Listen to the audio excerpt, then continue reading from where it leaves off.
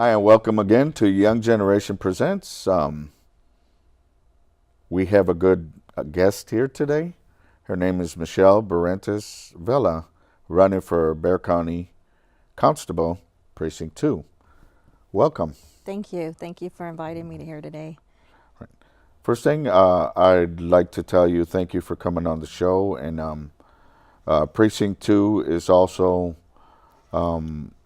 eager and ready to hear about the new person coming in and what you can do for the community.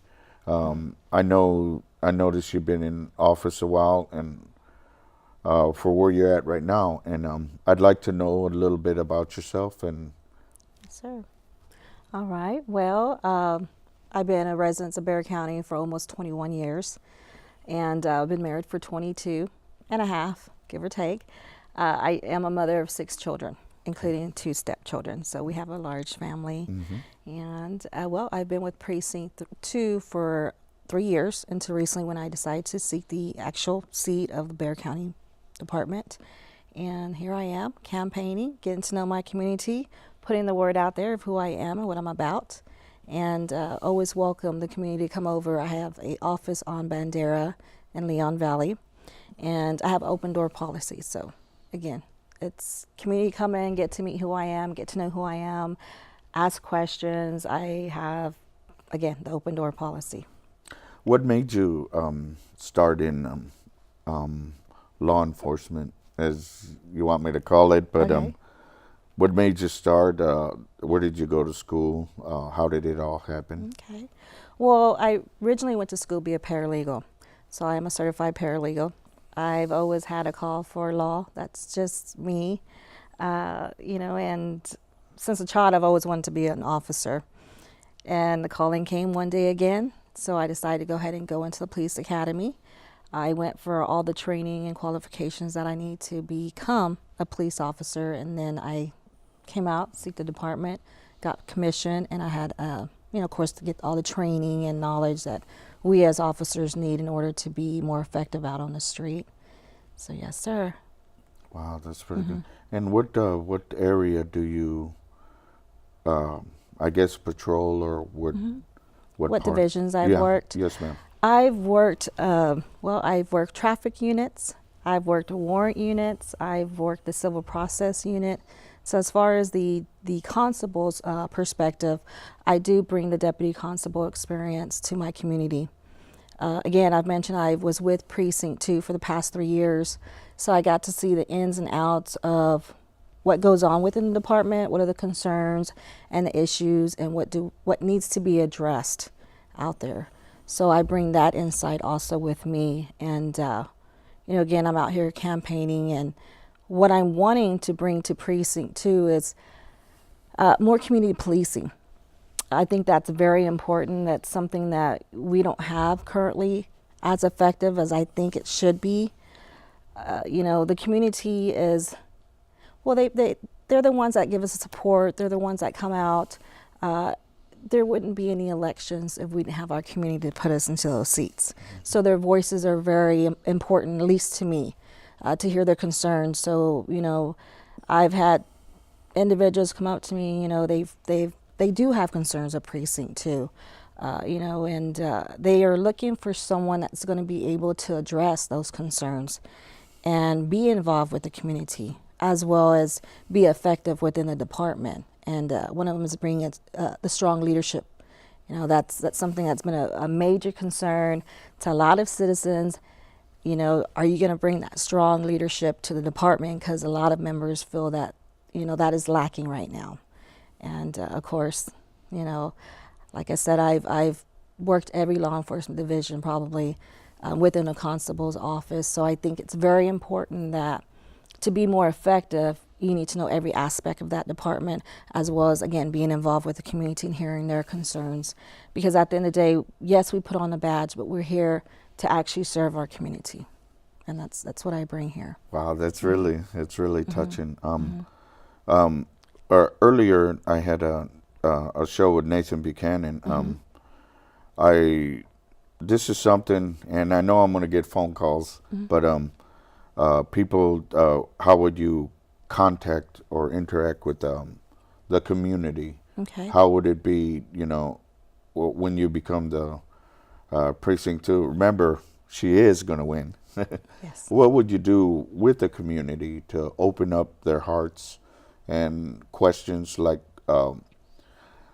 sometimes they don't want to go to a forum because they don't want that, but they want something like somewhere where they can interact. Like he was telling me maybe a restaurant or renting a hall or something. Right. What would you do to? Well, in that aspect of the note, what I'm looking at doing is once I take the seat of the constable's position, I'm actually going to open the doors to the community. So I have meetings. Right now, I don't know if that's going to be a monthly meeting or twice a year meeting, but have the community come in to the department, sit down with my officers, and let's have a conversation. It's not going to be a forum. It's not going to be I ask, you answer. Let's just hang out and talk. Get to know who the officers are, as well as the officers need to know who the community is. So, for example, if you come in and, and we're having an open door policy, and you say, we've been having, a lot of issues over here. We have some neighbors that are, they rent homes, and, people are going in and out. I just kind of want to know what the eviction process is, just for me to kind of know how that works. So we can do some informational classes where we can inform the community, hey, this is what, as far as a civil process, how it works, what has taken place. And that's something that, the officers that are assigned to the civil unit can address with the community. So, and the open door policy back and forth with each other. So I think that's important, as well as any unit within our department. So if they have questions about our warrants unit, we'll have warrants officers available there. They can ask them questions and back and forth. Yeah. I'm smiling because it's very positive, very Yes. good for the community. Also, I was going to ask, not to back up or anything, but like if you, family members, mom or dad, was anybody involved in the law enforcement? Actually, on my immediate family, I would be the first law enforcement. Oh my God, she's Yes, smiling too. Yes, but I do have cousins, like my dad's brother. He has a daughter, and then the grandson has followed now into law enforcement. So we're what you call the new generation of law enforcement, and now some of our children are following our steps to become law enforcement. Wow, So, that's really touching. Do you what position do you hold right now? Currently, right now, all my attention's on my campaign, so I'm just campaigning. I was commissioned through Precinct 2 until I decided to run. And then, of course, when I decided to run, now I no longer have my commission there. Yet I'm still a peace officer, just not my commission's not being held with any department. Well, that's what the people wanted to know. And Yes. and boy, it sounds very exciting. You're running for Precinct 2. Is there anything that that's in Precinct 2 that you see that's not negative, but that you would like to change, or something that like the warrants division? I asked Nathan this also because people are embarrassed or scared to go turn themselves in. Right. Could they do like a process where that doesn't happen? Okay. It's just a question. Great question. I've worked the warrants division, so Oh I my have a God. lot of knowledge within that department. Okay. What I'm looking at doing is, for example, if there's a warrant on an individual, let's go ahead and make some kind of payment arrangement for an extension for amount of a time, and see if they're able to pay that in payments. Therefore, we don't have to take them directly over to the county and book them and go through that whole process when we're still able to work with them. And that's the main goal, is to work with the community. Now, if it comes to the point where, we've worked every issue out with them and they say we just, we can't, then we'd have to, keep going forward with our police duties. But I am here to completely work with the community, and, everybody has budgets. You know, and everybody doesn't, you know, one person may have, you know, a certain amount of money, another person may have another amount of money. So let's see what we can work out that would be more effective for that individual and also not as stressful, because that's what we want to eliminate, the stress. And we also want them to know that when they come in to our department, and you know, and I've seen it where they come in, they're like putting their warrant paper down, and they're worried, and it's like, you know, and they're looking around like, are you going to arrest me? No, we're not. We want you to come in. We want you to make some payment arrangement, try to work it out. If not, go with the judge, see what kind of deal he works out or she works out with you, because they do have to go through the process before the judge, and that's between the judge and the individual. But still, you know, we're there to try to work out something, not just you come in and we're going to arrest you and take you downtown. No, that's not it. Oh, boy. Yeah, and I'm going to tell you the honest truth, Windcrest, I got a ticket one time and just completely forgot about it, but that's shame on me. But they came to my house looking for me for a warrant, and I was kind of upset of that. But I work for a police officer driving a limousine, and he talked with them and says, no, just tell them to come in and we'll talk with them. Oh, Right. that felt real good.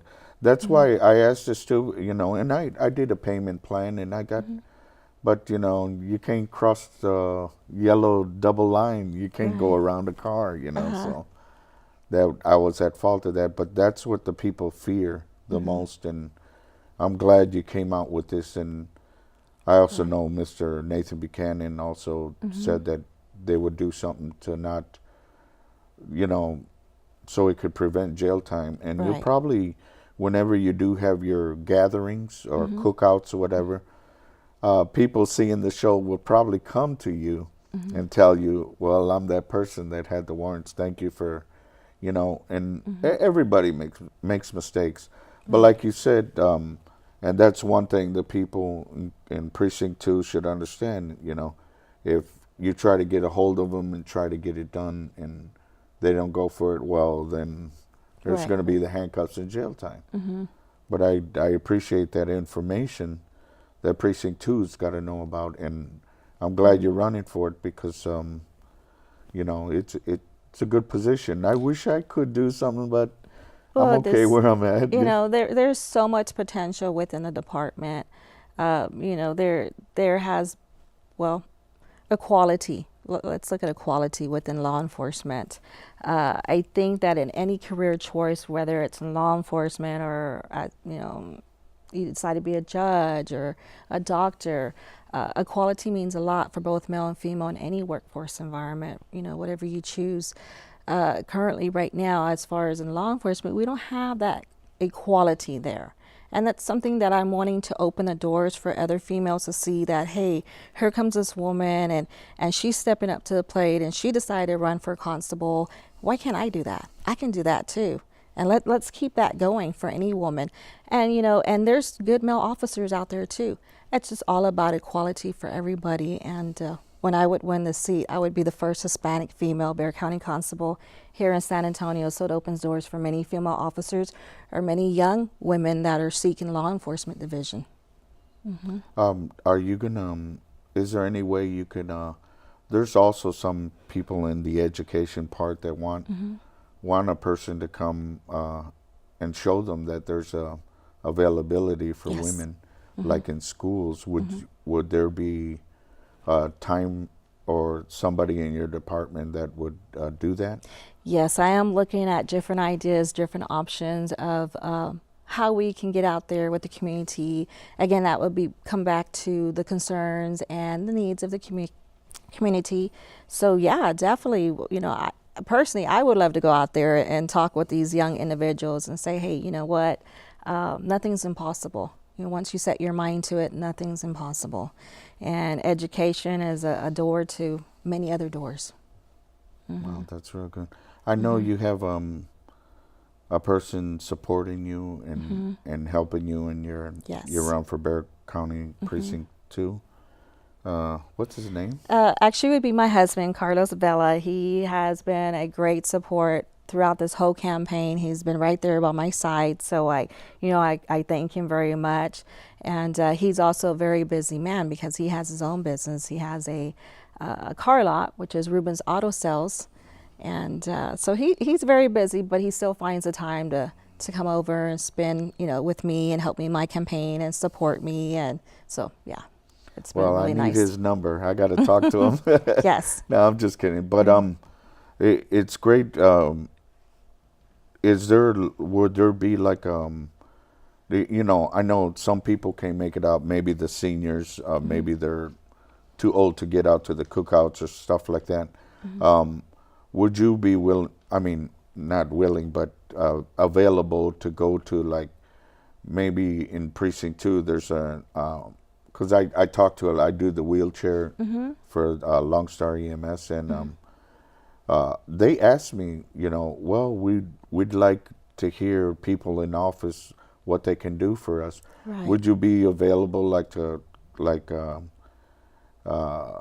talk to them, some from a nursing home or a rehab center? Yes, I've done that again. I've had where I've passed out my cards, and I tell them, call my office, leave me a name and number. I'll be more than happy to come out to your home, to your place of business, to wherever you're at. Because I actually like interacting with the community. So, cup of coffee, want to sit down and talk? Let's grab a cup of coffee and sit down and talk. So that's the type of person I am. And, because I understand there are individuals that have a harder time getting around within our city. So then I make myself available to go out there. I've also had functions at my office where when I had the open door ceremony where we first opened our doors to our office. So I invited the community also out there, which I posted on my Facebook and said, free hot dogs, Cokes, come on out, get to know who I am, just hang out with me for a little while. So that was out there too. So I try to, have that open door where they know that they can come over and just hang out and get to know who I am. Yeah. Wow, that's very special.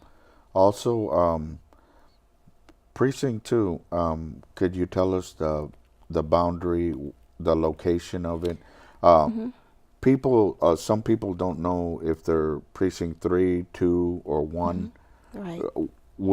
Could you explain to us or give us a rundown? I can give you a rough ballpark idea. But in order, if somebody really want to be specific, you can get on the Bexar County election site and you can actually print out the maps to your area. It'll give you your precinct area, who would be your constable and things like that, your contact people. And the boundaries give roughly, we're looking at anywhere from, of course, the departments on Bandera and Gibble up to 1604, part of Helotes. It stretches out where San Pedro is at, West Avenue, comes all down into the west side, Guadalupe, you're looking at Bandera, Callahan area. So we have about 19,000, give or take, registered voters within Precinct 2 alone. Yeah. So it's still a pretty big area. About voting, that's another thing that was brought to my attention, but it was Precinct 3 that called me. But Precinct 2, you got some of the old folks in the rehab centers. Right. I call them clients. I don't call them patients because they're clients and they feel good when I say that. Right. But they also want somebody to come to them, register to vote. That's the thing that they lack. They can't go to the post office because Right. when I take them to the doctor, and back home I can't go to HEB or something like that. Right. But they would like the voting to come to them if it's possible. Right. We do have the elections, the site, the actual county site, they actually register. They have whole classes for individuals to come out and be able to take a class, and then you're able to go out and register people to sign up to become voters. And so that there are individuals that are trained to do that. And some campaigns are fortunate enough to have those individuals on their teams. I actually have one female that has gone through that course and is able to do that. And so she is able to go out and register them and set them up. Now, let's say that they're already voters but they have a disability or they just don't have a vehicle. My campaign is actually providing rides. So if you call my campaign office, I'll make sure that I have an individual out there to pick you up and take you where you need to go. All right, So that's something that we definitely have opened our door to. you heard that, Precinct 2. So there's an open door policy that's like myself. Open door policy. I'm born again, but I have an open door to anybody, to come on TV and express their religion or freedom, whatever. But that's a good thing to know. And I know a lot of people run and then they don't live up to their standings. But I'm pretty sure this is going to be something for the people. And Yes. I can see that in you. I see your picture all over, and I'm happy Mr. Nathan brought you in because Precinct 2 is very, very big, and it's a popular district also, and Right. I know the people would be happy to see somebody in there. How long are you from San Antonio originally? Or Originally, I'm not from San Antonio. I was born in Houston, Texas. Houston, Texas. Yes, sir. But I call San Antonio my home because I've been here since I was 18 years of age. So I know no other home but San Antonio. I have children that are from San Antonio, or native from San Antonio, and this is going to be their home. And, I told my husband when we came to San Antonio, I'm never going to move. Yeah. That's how much I like San Antonio. Yes. Well, that's good. I'm glad you came on the set to tell the people. Just to let you know, there's over, and I'm just out of word of mouth of over 1 million people that watch this show, and I don't get every call, but I know it's going to be busy now, but I would pass them on to you right away you. because you got there's going to be a lot of concerned people in Precinct 2. What's going on right now? Right. And they have ideals for and that's what you're doing, the open door policy, and I know they're going to be real excited to hear about it, and even before you win, because I'm already claiming the victory, but even before you win, they probably will be calling you.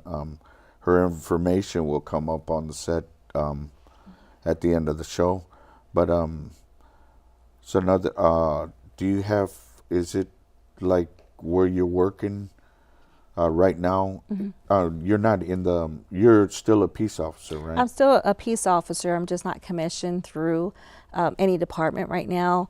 Okay. I didn't mention my husband has a business, a dealership business. So as far as a business perspective, I'm still involved on that side of the field with him. So, I like to say as a wife, a mother, I work 24/7. Okay, that's including good. my law enforcement. Yes. Oh, that's good. That's good. But what like you when you were young, and the people ask this all the time. When you were young, I know you answered this before because you said other family members were in the law enforcement. But Right. what decision did you make, or what did you see in order for you to come? Become a law enforcement. Yeah. Yes, ma'am. Well, part of that is, I